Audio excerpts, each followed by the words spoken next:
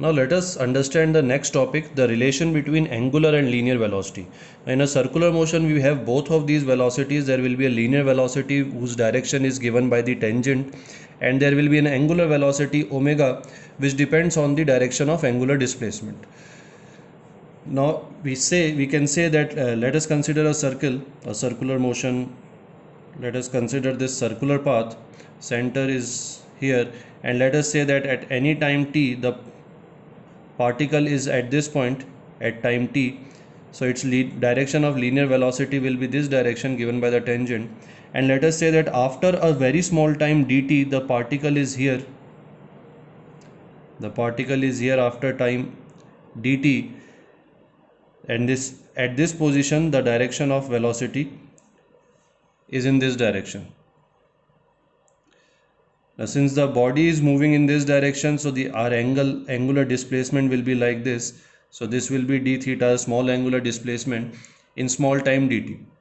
And let us say, and because there will be a linear displacement also like this, so let us say that a small linear displacement is ds. So we can write that distance covered in small time dt can be written as ds, and this will be equal to v dt, because velocity is distance upon time, so ds equals to v dt. Also we can write that the angular displacement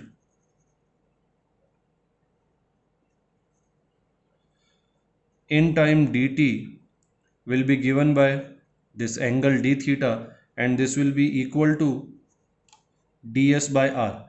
This comes from the formula that angle equals to length of arc upon the radius of the arc. So by this formula d theta equals to ds upon r. This is an important formula we have studied in junior classes. So we will use it again and again.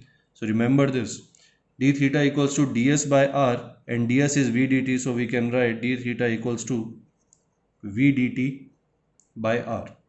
If we rearrange, then d theta by dt can be given as v by r. Now d theta by dt is the rate of change of angular displacement, so this is actually the angular velocity. So we can replace it by omega. So omega equals to v by r, or we can write v equals to r omega. So this is the relation between linear velocity and angular velocity. But the important thing to notice here is that at the first glance, many students might make a mistake that to think that omega and linear velocity, that this relation that I have written is based on the proportionality, meaning that linear velocity is directly proportional to radius, or linear velocity is directly proportional to angular velocity. That means if angular velocity increases, the linear velocity will also increase, or vice versa. If linear velocity increases, the angular velocity will also increase.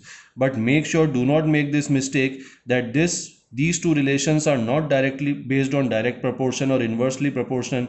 These are just mathematical formula which is giving a relation between angular and linear velocity. These relations do not mean that if linear velocity is increased, angular is increasing, if then angular velocity will also increase. That does not happen. I'll explain it further with the help of example.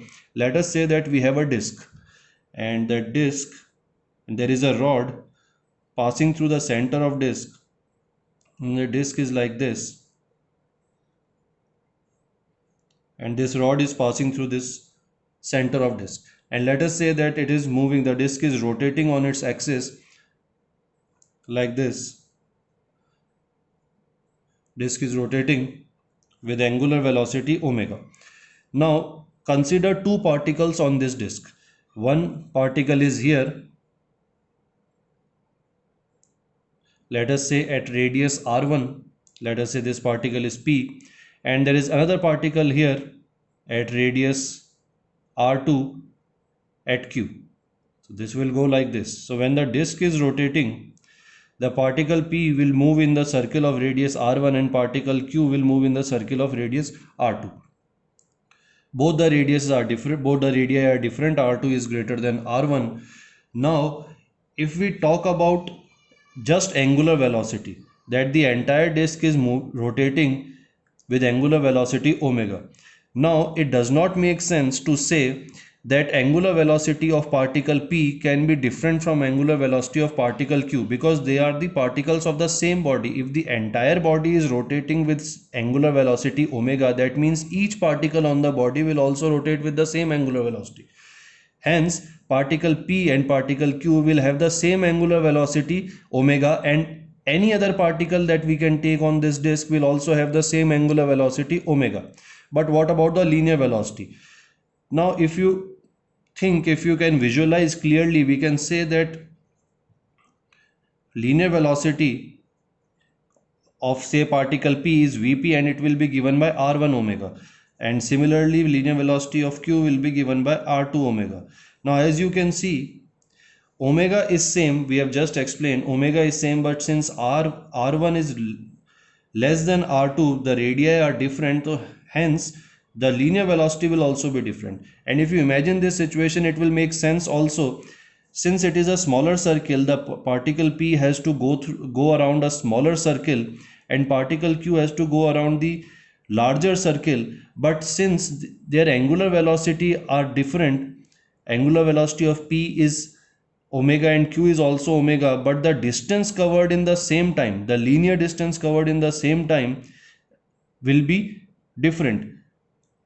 Both the particles, suppose p, it will come here, let us say at p dash in time t, and in the same time q has to come here q dash, because the angular velocity are same. But if you just look at the linear velocity, then you can easily see that q has covered more linear velocity in this direction. I made the direction opposite to angular velocity, but you understand the idea that the linear distance covered by the two particles are different because of their different radii, but the angular velocity is same. So when we are talking about this relation, then this relation does not mean that if Vp is changing, omega will also change. It is not changing because Vp is dependent on R1. It is not dependent upon the change in omega. Omega for the particles of the same body cannot be different. So we can write a note here so that you remember this and make sure you understand this concept very clearly, that angular velocity or angular velocities of different particles of one body are equal. Angular velocity of the same body, angular velocity of different particles of the same body do not change. It does not change. It does not depend upon the radius, but linear velocity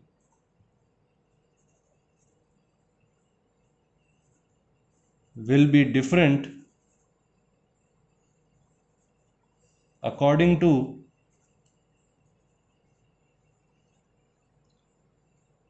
radii. So make sure you understand this concept. When we are talking about change in linear velocity, then we will say it is dependent upon the radii. But when we are talking about the angular velocity of particles of the same body, then all the particles will rotate, all the particles will go around the circle with same angular velocity.